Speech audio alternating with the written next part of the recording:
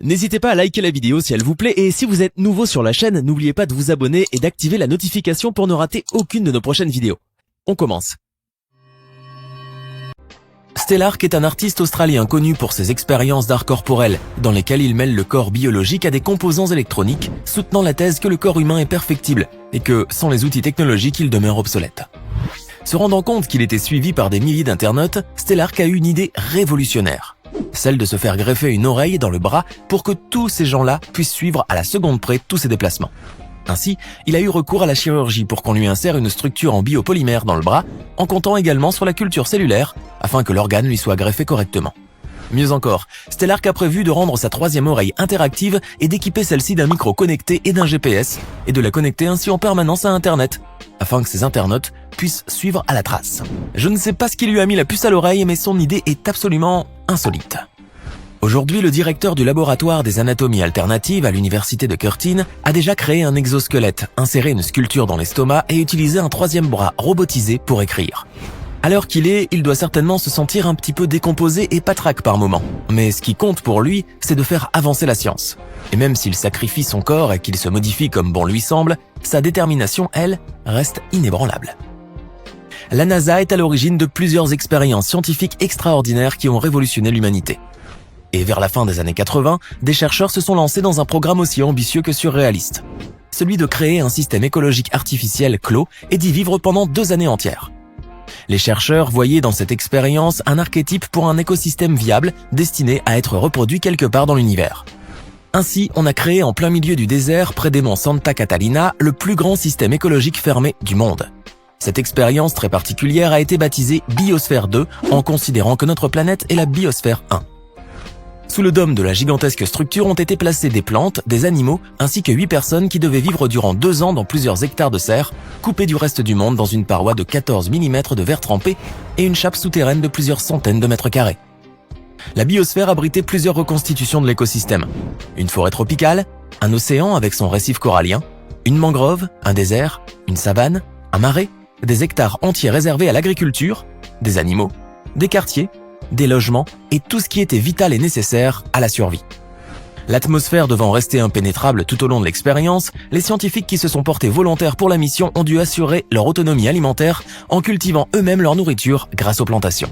Les chercheurs avaient pour objectif d'étudier chaque modification climatique ou biologique affectant les différents biomes reproduits dans la biosphère. Mais au fur et à mesure que le temps passait, les habitants de la sphère remarquaient que l'oxygène baissait graduellement. Cela faisait souffrir les animaux à tel point que certains en sont morts. Suite à cela, les scientifiques ont commencé à leur tour à souffrir du manque d'oxygène, et beaucoup sont tombés malades. C'est ajouté à tout ceci une prolifération incontrôlable de colonies de cafards et d'autres nuisibles qu'il leur a fallu contenir. Finalement, le projet a été avorté en raison du problème de recyclage de l'air. Les personnes qui vivaient à l'intérieur ont également souffert de faim, de soif, du manque d'oxygène, et les tensions que cela a générées n'ont pas aidé. Comme si cela n'était pas suffisant, la NASA, quant à elle, a beaucoup été critiquée pour son inutilité d'une telle expérience et surtout pour le coût faramineux de 200 millions de dollars que le projet a nécessité. Aujourd'hui, les scientifiques sont peut-être sortis bredouilles et lessivés d'une telle expérience, mais ils ont au moins le mérite d'avoir prouvé à la communauté scientifique que recréer et maîtriser un écosystème autonome sur Terre relevait d'une difficulté qui les dépassait complètement. Alors que des chercheurs de l'université de Bath étaient tranquillement en train d'uriner dans les toilettes de l'établissement, ils eurent une idée pour le moins lumineuse. Uriner peut parfois durer longtemps, assez longtemps apparemment pour que ces chercheurs décident d'inventer une pile à combustible microbienne qui transforme l'urine en électricité. Oui, les meilleures inventions sont visiblement nées au fond d'une cuvette. Pour mener à bien leur projet, les chercheurs ont dû collecter des litres d'urine et les emmener au laboratoire. Ainsi, leur plan était d'utiliser les processus biologiques naturels des bactéries électriques pour transformer la matière organique en énergie. Une seule pile de 6 cm² serait capable, selon eux, de générer 2 watts par mètre cube. Suffisamment d'énergie pour recharger un téléphone portable. Et comme un adulte produit en moyenne 2 litres d'urine par jour, soit environ 40 000 litres dans la vie, ce n'est pas la matière première qui manque.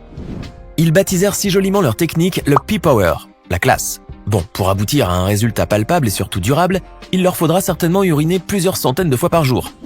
Au pire, si cette technique ne connaît pas de succès escompté, ils auront de quoi recharger leur propre smartphone gratuitement.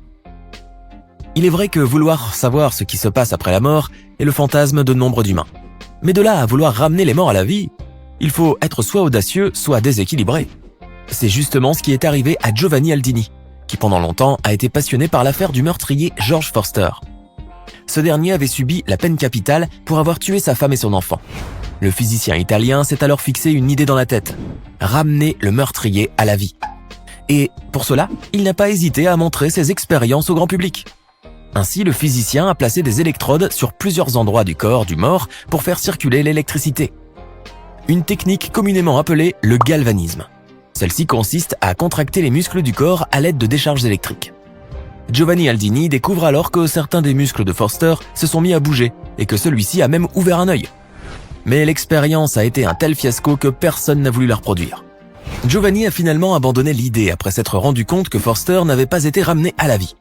On raconte que Giovanni s'est tourné ensuite vers la peinture sur toile, plus joviale et plus terre-à-terre en effet. Les pigeons sont certes des animaux intelligents et pendant longtemps, ils ont servi les hommes en tant que messagers. Eh bien, il semblerait que cela n'ait pas été suffisant pour les scientifiques chinois du Centre de recherche sur la robotique et l'ingénierie de l'Université de sciences et technologies de Shandong, qui espèrent obtenir bien plus de ces pauvres petites bêtes. Ils veulent créer des pigeons télécommandés. Oui, des vrais et télécommandés qui plus est. Concrètement, ils ont implanté dans les cerveaux des pigeons des micro-électrodes, lesquelles permettent de stimuler plusieurs parties du cerveau afin de les contrôler. Cela paraît fou, n'est-ce pas? Eh bien, figurez-vous qu'en 2007, ils ont réussi à mettre au point le premier pigeon télécommandé. Un pauvre animal qui répond sagement aux instructions communiquées par ordinateur, qui plane, vire de bord, va de gauche à droite, conformément aux souhaits des scientifiques. Bref, ils arrivent en un clic à orienter et à contrôler tous les mouvements directionnels de l'oiseau comme s'il s'agissait d'un robot. Prodigieux. Le hic dans l'histoire, c'est que ces soi-disant chercheurs se sont broyés les neurones pour pouvoir contrôler celle d'un petit oiseau inoffensif. Et dans quel but? Eh bien, ils sont incapables de vous dire les fins de ce projet si ambitieux. Toujours est-il qu'aujourd'hui, ils se sont tournés vers les souris. Il ne reste plus qu'à prier pour qu'ils s'arrêtent là et qu'ils ne passent pas aux humains. Un petit pas pour l'homme, diraient certains, mais qu'en est-il de la dignité et du respect des animaux impliqués? En étudiant la vie des insectes et des mantes religieuses en particulier, les chercheurs de l'université de Newcastle ont eu l'idée de soumettre ces dernières à une expérience insolite, à la limite du déraisonnable. En effet, afin d'étudier la vision stéréoscopique de ces insectes complexes et par la suite pouvoir utiliser les résultats à des fins plus poussées, ces chercheurs ont habillé les mantes religieuses de minuscules lunettes 3D. Cette expérience permettrait selon eux de simplifier les algorithmes régulant la perception chez les robots. Pour cela, les chercheurs ont collé sur les yeux de l'insecte à l'aide de cire d'abeille 2 minuscules fragments de lunettes 3D. Les mantes ont ensuite été placées dans un petit cinéma pour insectes dans lequel était projetée la vidéo d'une proie qui donnait l'illusion de se tenir devant la mante religieuse, comme lors d'une projection 3D normale, pour humains plus précisément. Les insectes, croyant qu'il s'agissait d'une vraie proie, sont tombés dans le piège et ont tenté de l'attraper avec leurs pattes. L'expérience leur a en effet permis de réaliser que la perception de ces insectes était très différente de celle des humains. Ils ont constaté que les mantes religieuses ne se préoccupent pas des détails d'une image, mais se contentent de regarder ce qui est en mouvement, tandis que l'homme est plus performant sur les images fixes. Arriver à habiller toute une armée de mantes religieuses de minuscules lunettes 3D et surtout les convaincre de rester sagement assises durant la séance cinéma, cela n'a pas dû être facile pour eux. Mais au moins, ils ont pu sortir de cette expérience avec l'espoir qu'un jour, la vision stéréoscopique d'un aussi petit insecte puisse être appliquée sur les robots tels que les drones. À la fin du XVIIIe siècle, le café était encore une boisson assez peu connue. Il venait à peine de faire son entrée en Europe, les gens en buvaient mais personne ne savait exactement ses bienfaits ou ses effets secondaires. Chose qui a particulièrement intrigué le roi Gustave de Suède, qui a voulu tenter une expérience farfelue pour en savoir plus sur les effets de ce nouveau breuvage venu de l'autre bout du monde. C'est ainsi qu'il a tout naturellement pensé à 2 jumeaux condamnés à mort pour jouer le rôle de cobayes. Il leur proposa alors un marché, leur épargner la pendaison contre un emprisonnement à perpétuité, à condition qu'ils ingèrent chaque jour l'équivalent de 3 grands pots de café pour l'un et de thé pour l'autre. C'est ainsi que les scientifiques ont procédé pour satisfaire la curiosité de leur roi. Le seul souci dans cette expérience relativement simple, c'est que l'étude a duré tellement longtemps que les scientifiques qui suivaient l'étude sont morts avant les prisonniers. Et le roi Gustave a sûrement dû s'abstenir longtemps avant de boire son bon café, de peur de se faire du mal. Mais finalement, c'est le prisonnier qui buvait du thé qui est mort en premier. Notre ami Gustave III a ainsi pu prendre du café pour ses petits déjeuners, mais pas pendant très longtemps. En effet, l'ingénieux souverain est mort assassiné par l'un de ses militaires. S'il avait su, je suis sûr qu'il aurait préféré mourir d'une overdose de café. Donner son corps à la science est un acte très louable, que certaines personnes souhaitent effectuer après leur décès. L'homme que nous allons voir aujourd'hui a souhaité faire de même, à un détail près. Peran Scott Rossest est un entomologiste chercheur qui travaille depuis plusieurs années à l'université de Melbourne, en Australie. En Australie, comme dans plusieurs parties du monde, il existe plusieurs espèces de moustiques qui agissent comme vecteurs de maladies et de virus. Alors Perran a décidé d'offrir gracieusement son bras à la science afin d'y effectuer plusieurs tests. On ne sait pas quelle mouche l'a piqué celui-là.